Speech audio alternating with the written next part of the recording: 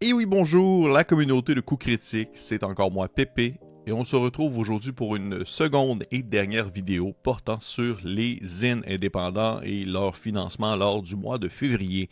Pour celles et ceux qui ne le savent pas, ou qui n'ont pas vu la première vidéo à ce sujet, le mois de février est un mois reconnu comme étant un moment dans l'année où il y a de nombreux financements participatifs pour des zines, des jeux indépendants, des suppléments, bref, plein de petites choses qui sont souvent proposées par des petites boîtes de publication, des personnes qui ont des ambitions un peu plus menues que les grandes maisons de publication qu'on peut connaître comme Donjon Dragon et autres. Je vous conseille en fait d'aller voir la première vidéo, si ce n'est pas fait, parce que je présente quelques projets qui ont titillé mon intérêt, mais également aussi je dresse un petit portrait très succinct, très court de ce que représentent les zines et comment ceux-ci ont évolué dans le monde du jeu de rôle. Et également aussi, juste pour le dire, faire une petite mention à ce sujet, j'aimerais seulement remercier les gens qui ont pris le temps en fait de me questionner sur la blessure à la main. Comme vous pouvez voir, je tente comme je peux de ne pas porter peut-être d'attelle trop souvent. Je trouve que ça fait... j'essaie de travailler un peu la main et de faire... ça, de plier les doigts. Pour ceux qui m'écoutent en audio, ça doit être un peu plus plate comme segment alors que vous ne me voyez pas travailler la main, mais je suis très très content, en fait, très touché par les nombreux commentaires à ce sujet. Je trouve que c'était très gentil de votre part, que ce soit fait avec un peu d'humour, que ce soit fait avec plein d'empathie. Je le reçois et je vous en remercie. Et ainsi, on se lance encore une fois dans quelques ouvrages, quelques suppléments, quelques financements qui ont titillé mon intérêt. Je le rappelle encore, souvent les financements qui sont lancés lors du mois d'usine en février, c'est souvent des financements qui sont assez courts. C'est des financements qui vont parfois se durer seulement quelques jours, 2 semaines. Parfois, il y en a qui sont beaucoup plus longs. Il y en a souvent qui n'ont pas on va dire qu'ils ne sont pas nécessairement distribués à l'extérieur du pays d'origine dans lequel le financement a lieu, dans le sens où il va avoir l'option d'avoir des PDF partout dans le monde, mais des fois la version physique, elle est aussi plus limitée parce que ça coûte cher envoyer à l'étranger. Donc, simplement pour le mentionner, si jamais il y a des choses qui vous intéressent, vérifiez pour être sûr que vous pouvez soit le recevoir en physique chez vous si c'est ce que vous souhaitez bien sûr, et vérifier voir également à quel moment se termine la campagne, parce que ça pourrait être très très rapidement.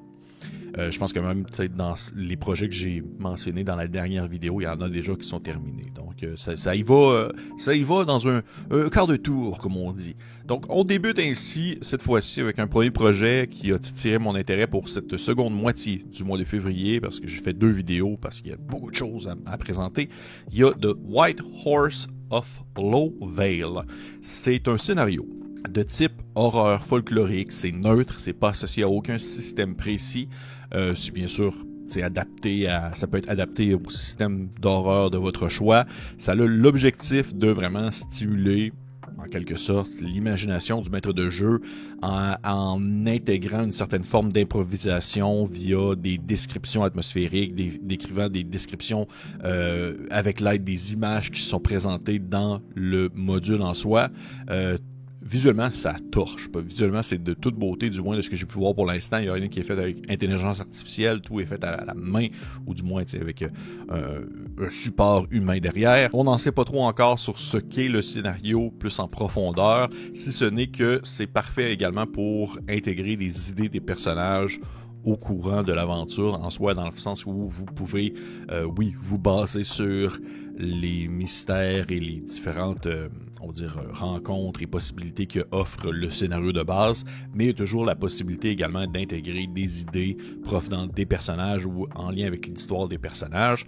Ils disent que ce serait parfait pour une aventure justement fantasy, médiévale fantastique, donc peut-être un jeu OSR, peut-être même Donjon Dragon, mais avec une grosse touche horreur historique, avec possiblement une légende qui a le droit de tourner autour d'un cheval. J'ai plusieurs petites idées qui me viennent en tête, que des créatures folkloriques que j'ai pas vraiment le nom qui me vienne parce que ça a des noms peut-être parfois un peu complexes, mais des espèces de légendes de cheval un peu féerique qui va sortir des eaux pour noyer les gens, les attraper par le collet avec leur bouche et les emmener dans les tréfonds du marécage. Ça a l'air de un peu surfer sur ce type d'ambiance-là. Je trouve que ça a l'air très cool. Ça m'a attiré mon intérêt autant par le visuel que le thème. J'ai toujours été un grand amoureux de l'horreur folklorique. J'aime beaucoup aussi le fait que ça ne soit pas associé à une mécanique spécifique et que ça peut être adapté au système de votre choix. Je sais qu'il y a beaucoup de personnes qui ont un peu plus de difficultés avec ça, le fait que des fois des modules vont être très neutres ou vont être OSR génériques. Parce que ça demande peut-être une tâche supplémentaire lorsque vient le temps de convertir le tout.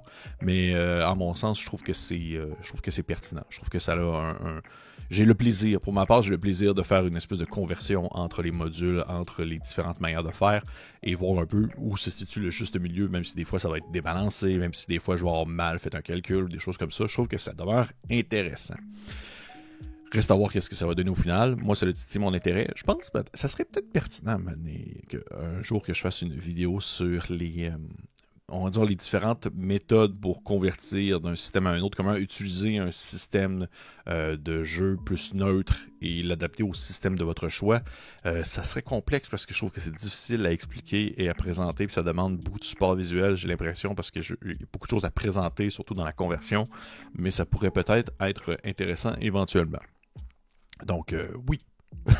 Ça ressemble à ça. The White Horse of Low Vale, qui a titillé mon intérêt lors de cette seconde partie du mois de février. On continue avec Denizens of the Blood Sand et on peut y aller avec la petite description d'ouverture, la petite introduction. Bienvenue dans les sables de sang, une région mystérieuse de la lune Xanatos, l'une des 97 lunes terraformées orbitant autour d'une gigantesque géante gazeuse. C'est une terre de technologie bizarre, d'habitants étranges, de villes corrompues et de ruines anciennes prêtes à être explorées. C'est Sword and Planet, c'est ça la description du type de contenu. C'est pour des aventures qui vont se dérouler ailleurs, qui ce n'est pas dans un classique médiéval fantastique, on est plus dans un classique weird fantasy science fantasy un peu à la j'oublie les noms, mais un peu comme La Planète Pourpre pour DCC, ou encore Planescape, ou encore Spelljammer pour aussi Donjons Dragons, une ambiance où il y a du voyage interplanétaire, du voyage entre les plans. C'est un bestiaire qui va présenter qui va présenter un cadre d'un désert radioactif, une terre qui autrefois était luxuriante et verdoyante, jusqu'à ce que des prêtres technologiques méchants arrivent et lancent une satellite de terraformation sur la planète, détruisant ici plein de choses par le passage et créant un lieu aussi désertique que dangereux. C'est environ 54 pages avec une pléthore de monstres. Je pense qu'il présente à la base 32 monstres avec plus de 40 blocs de caractéristiques possibles pour les différentes créatures. C'est pour OSE, donc Old School Essential, mais ça reste compatible, bien entendu, avec plein d'autres variantes comme on les connaît, que ce soit Shadow Dark, que ce soit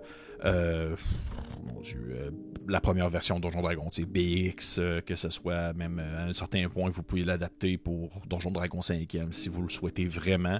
Il y a beaucoup de tables pour générer des choses aléatoires, beaucoup de tables pour générer en fait des trésors, des mutations que les personnages pourraient subir, des personnages non joueurs qui sont notables, que les personnages peuvent rencontrer. Je trouve ça intéressant. J'aime beaucoup en fait je suis aussi un grand fan, on dirait qu'à chaque fois je vais tout le temps faire. Je suis un grand fan je suis un grand fan aussi également de tout ce qui va toucher le weird fantasy. Vraiment le weird, étrange, surréaliste fantasy avec une petite touche de science-fiction au travers. Et je me verrais bien faire une campagne au complète, vraiment une aventure complète dans un contexte comme sur la lune de Xanatos, comme le propose ce bestiaire-là. Je connais beaucoup les personnes qui sont derrière ce projet-là. Il y a des gens qui ont travaillé sur des produits comme Garrix Appendix, qui sont des espèces de compendiums OSR avec plein de stocks à l'intérieur. Et habituellement, ils font vraiment du bon stock. Ils ont aussi fait des volumes qui sont plus orientés post-apocalyptiques OSR également. Et ça aussi, je trouve que c'est vraiment très chouette. Alors, c'est venu me chercher pour ces différentes raisons-là. Ça demeure très fidèle à ce que j'aime. C'est rien ça m'a pas surpris de me voir comme étant un public cible de ce produit-là. Et ainsi, j'aimerais voir le produit final, voir qu'est-ce qu'il en est. Si jamais c'est le genre de choses qui vous intéresse, eh bien entendu, tous les liens seront dans la description de la vidéo. On continue avec Émergence, un escape funnel for Mothership, donc une aventure entonnoir pour le jeu de rôle Mothership. Mothership qui sera traduit chez Arcane Asylum Publishing au courant de l'année 2025. Encore une fois, je veux le rappeler. Il y a une petite synopsis, encore une petite introduction. Le Enco Acquisition Correctional Complex, donc le HACC, est une prison souterraine, une pointe de béton et d'acier enfoncée profondément dans la surface d'une planète minière abandonnée. La surface de la planète est sèche, froide et sombre. Il y a des vents violents qui alimentent l'installation. Entre les livraisons de fournitures de prisonniers, le HACC se dresse seul, une tour inversée de travail pénitentiaire construite dans les vestiges d'une mine. Le personnel pénitentiaire traite, entre parenthèses, de façon assez violente chaque nouveau arrivant et le clone en utilisant un matériau fongique novateur cultivé dans les sous-niveaux inférieurs, créant ainsi des copies 3D presque exactes en 3D des différentes personnes qui rentrent pour ainsi avoir une main-d'œuvre. L'entreprise en tire un double profit. Elle profite des peines de prison complètes et développe cette technologie de clonage sans aucune supervision éthique. Il y a des agents d'infiltration d'une entreprise concurrente qui cherchent à découvrir les secrets du hack. Et ils ont en fait provoqué une explosion dangereuse en fissurant les fondations de l'installation. Il y a des pannes de courant, des inondations qui offrent une distraction suffisante pour qu'un groupe de détenus tente une évasion, mais leur fuite révèle davantage sur la véritable nature de l'installation et sur eux-mêmes. Ah, j'aime ça. Mothership, valeur sûre, du bon sci-fi horreur, ambiance pénitentiaire. Je trouve ça toujours chouette de pouvoir explorer un contexte où les personnages vont être souvent des salauds, mais qui doivent s'entraider entre eux pour pouvoir réussir ce qu'ils veulent faire, et c'est-à-dire ici survivre. Une aventure en noir, j'en avais déjà vu par le passé pour Mothership, donc les personnages vont, en fait les joueurs et les joueuses vont possiblement contrôler plusieurs personnages et de voir ainsi voir lequel d'entre eux va pouvoir survivre à la toute fin. Et on saupoudre le tout d'un mystère entourant le laboratoire de clonage et comment est-ce que les scientifiques gardent l'installation sous contrôle. C'est venu beaucoup me chercher. Pour une fois, encore une fois, les thèmes, les mécaniques de Mothership, j'apprécie bien ça.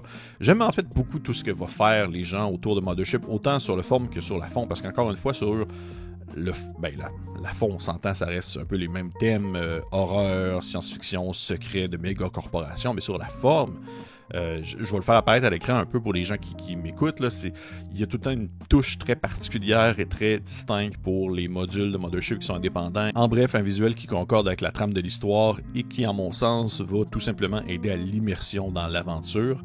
C'est un entonnoir qui est prêt à jouer avec très peu de préparation, il semblerait, pour un maître de jeu qui débute dans l'univers de Mothership.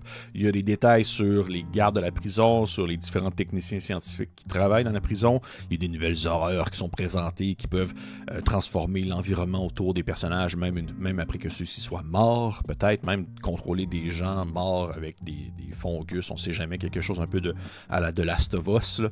Ça présente également une installation à plusieurs niveaux avec plusieurs énigmes, des rencontres aléatoires, des mystères que les personnages peuvent découvrir. Et il y a également une mécanique de création de personnages qui suit le modèle d'entonnoir comme il est présenté dans DCC, avec la possibilité de lancer au hasard les antécédents criminels des personnages, leur équipement de départ et tout ce que ça implique. Donc, moi, je trouve ça cool, je vous le partage, vous en faites ce que vous voulez. Et finalement, mon dernier projet pour le mois de février, il s'agit de Out of Orbit, a Troop Survival TTRPG, qui m'a été proposé en fait par Éric Lazure sur Blue Sky. Si jamais vous ne le saviez pas, je suis sur Blue Sky, vous pouvez venir me suivre là-bas.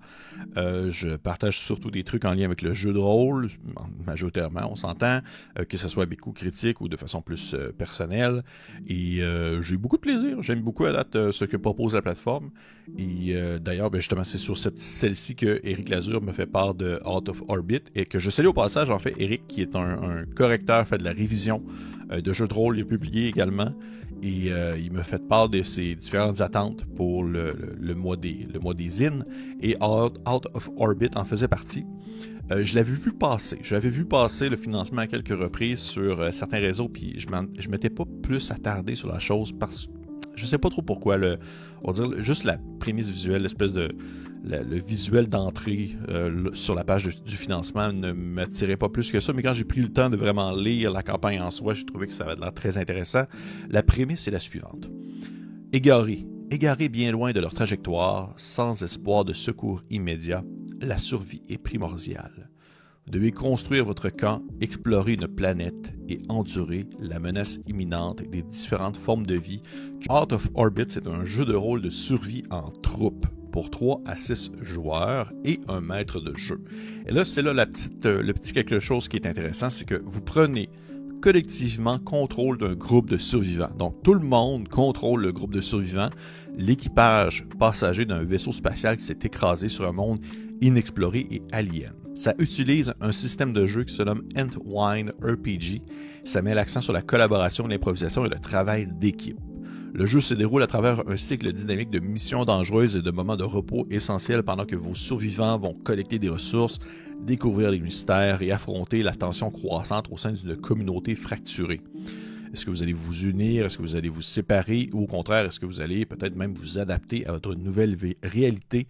Le choix vous appartient. On peut comprendre les références à de Lost ou même encore Scavenger Rings, qui est un incroyable bijou de télévision qui est sorti l'année passée en dessin animé. Donc vraiment une aventure où on est projeté dans un endroit qu'on ne connaît pas, avec des gens qu'on n'a peut-être pas tant de liens à la base, et il faut tenter de trouver une manière de s'en sortir, ou du moins de survivre à cette nouvelle réalité-là. Et le concept de pouvoir, ou de devoir plutôt gérer plusieurs personnages en même temps, je trouve que c'est intéressant de collectivement, tous ensemble, contrôler un groupe de survivants et les envoyer à des tâches. Il y a quasiment un petit quelque chose un peu plus board game à ça. Je connaissais pas du tout de jeu de rôle qui avait cette approche-là pour un jeu complet. Des fois, il y avait des jeux qui avaient des sous-mécaniques qui permettaient de contrôler des groupes, que ce soit exemple justement de la guerre, par exemple, de la grosse guerre de masse avec des armées et tout ça, mais vraiment un jeu qui oriente au complet son fonctionnement sur une gestion de plusieurs personnages par tous les membres autour de la table, plus un maître de jeu qui est à part. J'ai pas vu ça souvent. Et moi, ça m'intéresse beaucoup. J'aime ça. J'aimerais ça essayer ça. Et dans la manière que le jeu fonctionne dans cette mécanique, les joueurs et les joueuses doivent s'entendre sur des missions, des objectifs de mission, en fait, qu'est-ce qu'ils veulent accomplir ensemble. Et ils doivent chacun choisir une section du campement en soi, sur lequel ils vont pouvoir exercer leur influence, sur lequel ils vont pouvoir justement faire agir les personnages au sein de cette section-là, que ce soit par exemple les commandes, que ce soit l'ingénierie, trouver du matériel et construire des choses, la cuisine, trouver de la nourriture et de l'eau, le petit côté médecine, est-ce que les personnages qui sont dans cette section-là vont plutôt trouver des remèdes et soigner les gens qui sont blessés, la science, faire des études sur les différents dangers de la planète, ou même la sécurité, surveiller les environs, construire peut-être même des armes, trouver des munitions, bref, s'occuper de la sécurité de l'endroit. Et il y a aussi une mécanique de flashback, un peu comme dans Lost même, où on peut apercevoir des moments passés des différents personnages pour en apprendre un peu plus sur eux dans cette nouvelle réalité dans laquelle ils vivent présentement. Et pour ça, tout ça ensemble, je trouve que Out of Orbit, c'est super belle proposition que j'ai très hâte d'essayer. Encore une fois, merci Eric de me l'avoir pointé du doigt. Sinon, je pense que j'aurais passé outre, parce qu'il y a quand même beaucoup de choses qui sont lancées lors du mois du mois des financements. Mais je dois vous avouer que ce n'est pas mon plus gros mois. Je me rends compte dans ce que je soutiens financièrement, c'est pas le mois le plus l'année du moins 2025 n'est pas l'année du financement des zines qui m'a le plus titillé ou qui m'a le plus intéressé. Et vous, de votre côté, est-ce qu'il y a des financements qui ont titillé votre intérêt pour le mois de février, ce fameux mois de financement pour les zines jeux de rôle? Et je serais curieux de savoir lesquels, pourquoi. Est-ce qu'au contraire, il y a des financements que vous pensiez qui auraient été intéressants, mais que finalement, en lisant la description, ça vous a peut-être un peu refroidi? J'aimerais ça le savoir également. Et aussi le pourquoi. Petit pouce vers le haut, petit abonnement si ce n'est pas fait. Et pour les autres, on se dit à la prochaine.